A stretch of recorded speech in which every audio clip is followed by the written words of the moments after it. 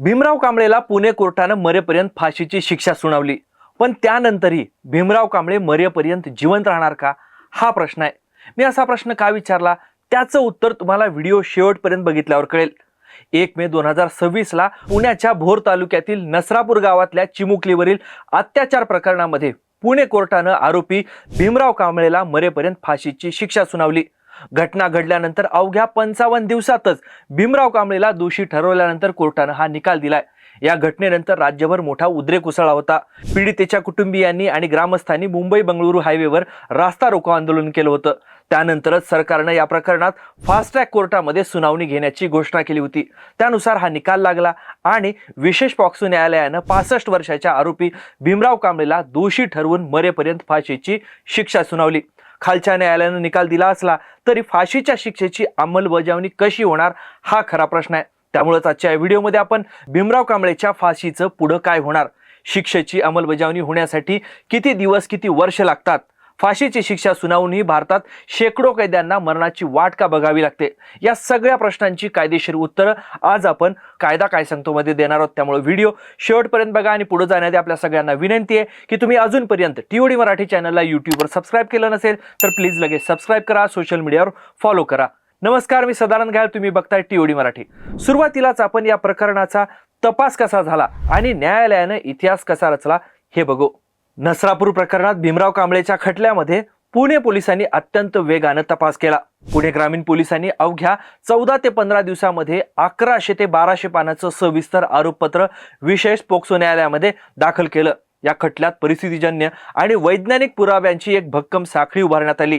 न्यायवैद्यक प्रयोगशाळेचा अहवाल, आरोपी मुलीला घेऊन जातानाची सीसीटीव्ही फुटेज आणि वैद्यकीय चाचण्यांचा अचूक वापर करण्यात आला. शवविच्छेदन अहवालानुसार बालिकेच्या शरीरावर तब्बल 18 गंभीर जखमा आढळल्या. तिच्या शरीरावर आरोपीचं वीर्य देखील सापडलं होतं. या खटल्यात एकूण 82 साक्षीदारांची यादी होती. त्यापैकी 54 ते 55 साक्षीदारांची प्रत्यक्ष तपासणी करण्यात आली. विशेष सरकारी वकील अजय मिसर यांनी सुप्रीम कोर्टाच्या 12 ऐतिहासिक निकालाचा दाखला आपल्या युक्तिवादामध्ये दिला आणि हा खटला दुर्मिळातील दुर्मिळ कसा आहे हे त्यांनी सिद्ध केलं. 65 वर्षीय आरोपी भीमराव कांबळे याचा इतिहासही भयानक होता. त्यानं यापूर्वी एका 62 वर्षीय वृद्धेवर, 17 वर्षाच्या मुलीवर आणि एका प्राण्यावर देखील अत्याचार केल्याची नोंद होती. 7 मुलं आणि 11 नातवंड असतानाही त्यानं हे अमानुष कृत्य केल्याचं देखील कोर्टामध्ये सांगण्यात आलं. आणि याच सगळ्या पार्श्वभूमीवर झालेल्या युक्तिवादानंतर 29 जून 2026 ला पुणे कोर्टानं आरोपीमध्ये सुधारण्याची कोणतीही शक्यता नाही आणि तो समाजासाठी मोठा धोकादायक आहे असं स्पष्ट करत त्याला थेट मरेपर्यंत फाशीची शिक्षा सुनावली. आता या फाशीच्या शिक्षेची अंमलबजावणी कशी होणार ते आपण बघू. ट्रायल कोर्टानं म्हणजे खालच्या कोर्टानं फाशीची शिक्षा सुनावली असली तरी लगेच दुसऱ्या दिवशी आरोपीला फासावर लटकवलं जात नाही. भारतीय संविधानाच्या कलम 21 नुसार प्रत्येक व्यक्तीला जगण्याचा आणि वैयक्तिक स्वातंत्र्याचा अधिकार आहे. फाशीची शिक्षा म्हणजे हा अधिकार त्याच्याकडून काढून घेणं, अधिकारापासून त्याला मुक्त करणं, अशा पद्धतीचा हा प्रकार असतो. त्यामुळेच हा अधिकार काढून घेण्यासाठी अत्यंत कठोर अशा कायदेशीर प्रक्रियेमधून जावं लागतं. आता ही प्रक्रियाच आपण टप्प्याटप्प्याने बघू. पहिली गोष्ट याच्यामधली ती म्हणजे हायकोर्टाची मंजुरी. नवीन भारतीय नागरी सुरक्षा संहिता 2023च्या कलम 407 नुसार ट्रायल कोर्टानं फाशीची शिक्षा सुनावल्यानंतर ती हायकोर्टाकडे मंजुरीसाठी पाठवणं कायदेशीररित्या बंधनकारक आहे. कलम 409 आणि 410 नुसार हायकोर्टाच्या किमान 2 न्यायमूर्तींच्या पीठाची फाशीच्या या निर्णयावर स्वाक्षरी लागते. हायकोर्ट ही शिक्षा कायम ठेवू शकतं किंवा जन्मठेपेमध्ये ती बदलू देखील शकतं. हायकोर्ट फाशीवर शिक्कामोर्तब करतं तेव्हाच कलम 453 नुसार सत्र न्यायालय डेथ वॉरंट जारी करू शकतं. याच्यातली आता दुसरी गोष्ट आहे ती म्हणजे सुप्रीम कोर्टाकडे धाव घेण्याचा अधिकार. हायकोर्टानं फाशीची शिक्षा कायम ठेवल्यास आरोपी कलम 136 नुसार सुप्रीम कोर्टात विशेष अनुमती याचिका दाखल करू शकतो. ती याचिका फेटाळल्यास फेरविचार याचिका आणि त्याच्यानंतर मग उपचारात्मक याचिका असे न्यायालयीन मार्ग त्याच्याकडे उपलब्ध असतात. 2014च्या मोहम्मद आरिफ खटल्यातील निकालानुसार फाशीच्या फेरविचार याचिकांवर खुल्या न्यायालयामध्ये सुनावणी होणं आता अनिवार्य करण्यात आले. आता याच्यातला तिसरा टप्पा आहे तो म्हणजे दया याचिकेचा. सर्व न्यायालयीन मार्ग संपल्यावर आरोपी संविधानाच्या कलम 72 नुसार राष्ट्रपतींकडे आणि कलम 161 नुसार राज्यपालांकडे दयेचा अर्ज करू शकतो. या प्रक्रियेला वेळेचं कोणतंही कायदेशीर बंधन नाही. त्यामुळेच हे अर्ज राष्ट्रपती आणि राज्यपाल यांच्याकडे अनेक दशकं प्रलंबित राहतात असा इतिहास आहे. हा झाला फाशी नंतरच्या प्रक्रियेचा भाग. आता आपण फाशीच्या अंमलबजावणीला उशीर का होतो ते बघू. भारतात फाशीच्या शिक्षेबाबत सुप्रीम कोर्टानं वेळोवेळी काही कडक कायदेशीर निकष बनवून दिलेले आहेत. 1980च्या बच्चन सिंग खटल्यात सुप्रीम कोर्टानं स्पष्ट केलं की जन्मठेप हा नियम आहे आणि फाशीची शिक्षा हा अपवाद आहे. त्यानंतर 1983च्या मच्छी सिंग खटल्यात बॅलन्स शीट पद्धत आणण्यात आली. यात गुन्ह्याची क्रूरता आणि आरोपीमधली सुधारण्याची शक्यता याचा ताळेबंद मांडणं आवश्यक करण्यात आलं. आणि आता अलीकडेच 2022 मध्ये मनोज विरुद्ध मध्य प्रदेश राज्य खटल्यात सुप्रीम कोर्टानं फाशी सुनावण्यापूर्वी आरोपीचं मनोवैज्ञानिक मूल्यमापन आणि तुरुंगातल्या वर्तवणुकीचा अहवाल बनवणं अनिवार्य केले. अनेकदा ट्रायल कोर्ट जनभावनेच्या दबावाखाली घाईघाईत फाशी सुनावतं आणि या मार्गदर्शक तत्वांचं पालन करत नाही असा मुद्दा समोर आला होता. त्याहूनही महत्वाचा खटलाय तो म्हणजे 2014चा शत्रुघ्न चव्हाण खटला. या खटल्यात सुप्रीम कोर्टानं दयेच्या याचिकेवरील अवाजवी विलंब म्हणजेच तारीख पे तारीख हा संविधानाच्या कलम 21चं थेट उल्लंघन आहे असं स्पष्ट केलं होतं. या विलंबाच्या आधारावर अनेक फाशीच्या शिक्षा जन्मठेपेमध्ये बदलण्यात आलेल्या होत्या.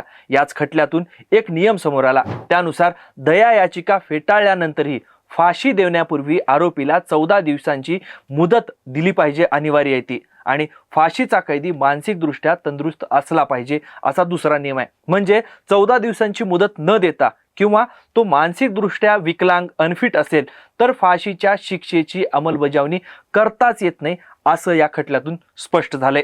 मग देशभरामध्ये फाशीच्या शिक्षेनंतर काय होते? सध्या देशभरामध्ये फाशीच्या शिक्षेचा जो ट्रेंड दिसतोय त्याचं वास्तव कायद्याचं शिक्षण देणाऱ्या नालसार युनिव्हर्सिटीच्या स्क्वेअर सर्कल क्लिनिकनं 2025च्या अहवालामध्ये समोर आणलं. 31 डिसेंबर 2025 अखेरपर्यंत देशात तब्बल 574 कैदी फाशीच्या शिक्षेच्या प्रतीक्षेमध्ये तुरुंगात आहेत. यामध्ये 24 महिलांचा समावेश आहे. 2016 नंतरचा हा फाशीच्या प्रतीक्षेतील कैद्यांचा हा सर्वाधिक आकडा आहे. 2016 ते 2025 या 10 वर्षात ट्रायल कोर्टाने तब्बल 1310 जणांना फाशीची शिक्षा सुनावली. यापैकी 128 फाशीच्या शिक्षा केवळ 2025 मध्ये सुनावण्यात आलेल्या होत्या. पण हायकोर्टातलं वास्तव यापेक्षा खूपच वेगळं आहे. या 10 वर्षात हायकोर्टात पोहोचलेल्या प्रकरणांपैकी केवळ 8.31% प्रकरणांमध्येच फाशीची शिक्षा कायम ठेवण्यात आलेली होती. सुप्रीम कोर्टाचा दृष्टिकोन तर यामध्ये आणखी सावध आहे. 2023, 24, 25 या सलग 3 वर्षात सुप्रीम कोर्टानं एकाही फाशीच्या शिक्षेवर शिक्कामोर्तब केलेलं नाही. 2025 मध्ये तर सुप्रीम कोर्टानं फाशीची शिक्षा झालेल्या 10 कैद्यांना निर्दोष सोडलेलं होतं. त्यांची निर्दोष मुक्तता केलेली होती. वेगवेगळ्या अभ्यासांमध्येही खालच्या कोर्टांवर समाजाचा आणि जनभावनेचा दबाव असतो. त्यामुळे ते त्वरित फाशी देतात ही बाब अधोरेखित करण्यात आली होती. पण ही प्रकरणं जेव्हा वरच्या कोर्टात जातात तेव्हा पुराव्यांची आणि संविधानात्मक नियमांची कठोर छाननी होते. सध्या सुप्रीम कोर्ट आणि हायकोर्ट हे फाशीऐवजी कोणत्याही माफी विना संपूर्ण नैसर्गिक जीवनभर जन्मठेप हा पर्याय मोठ्या प्रमाणावर वापरत आहेत. अलीकडच्या काळात तर फाशीच्या शिक्षेची अंमलबजावणी अत्यंत दुर्मिळ झाली आहे. भारतात शेवटची फाशी 20 मार्च 2020 रोजी दिल्लीच्या तिहार जेलमध्ये निर्भया प्रकरणातल्या 4 गुन्हेगारांना देण्यात आली होती. त्याआधी याकूब मेमनला गुन्हा दाखल झाल्यानंतर तब्बल 22 वर्षांनी 2015 मध्ये फाशी देण्यात आली होती. धनंजय चॅटर्जीला 14 वर्ष तर अफजल गुरुला 12 वर्ष लागली होती फाशीची शिक्षा देण्यासाठी, त्याची अंमलबजावणी करण्यासाठी. थोडक्यात काय तर कायदेशीर पुरावे आणि सुप्रीम कोर्टाच्या आजवरच्या निर्णयांचं निकालांचं विश्लेषण केल्यास फाशीच्या शिक्षेचं वास्तव वेगळंच समोर येतं. ते म्हणजे तीव्र जनभावनेच्या पार्श्वभूमीवर खालच्या कोर्टानं अवघ्या 55 दिवसात निकाल दिला असला तरी भीमराव कांबळेला तातडीनं फासावर चढवलं जाण्याची शक्यता खूपच कमी आहे असं दिसतं. आता हा खटला हायकोर्टाच्या मंजुरीसाठी जाईल. तिथं तपासातील त्रुटी आणि सुप्रीम कोर्टाच्या मनोज गाईडलाईन्सची कसोटी लागेल. 574 कैदी आधीच रांगेत असताना आणि न्यायव्यवस्था अत्यंत सावध पावलं टाकत असताना भीमराव कांबळेला फासावर लटकवण्यासाठी अजून काही वर्षांचा न्यायालयीन आणि प्रशासकीय प्रवास अटळ आहे. पण तुम्हाला काय वाटतं? न्यायालयीन कायदेशीर प्रक्रियेमुळे फाशीच्या शिक्षेला होणारा विलंब योग्य आहे की भीमराव कांबळेला लगेच फाशी दिली पाहिजे? कमेंट करून तुमची मतं नक्की सांगा. तुम्हाला एक कायदेशीर विश्लेषण आवडलं असेल तर व्हिडिओला लाईक करा, व्हिडिओ मित्रमंडळींना शेअर करा आणि अशाच विश्लेषणासाठी TOD मराठी चॅनलला यूट्यूबवर सबस्क्राईब करायला विसरू नका. सोशल मीडियावर फॉलो करा. हा व्हिडिओ शेवटपर्यंत बघितल्याबद्दल आपल्या सगळ्यांचे खूप खूप धन्यवाद.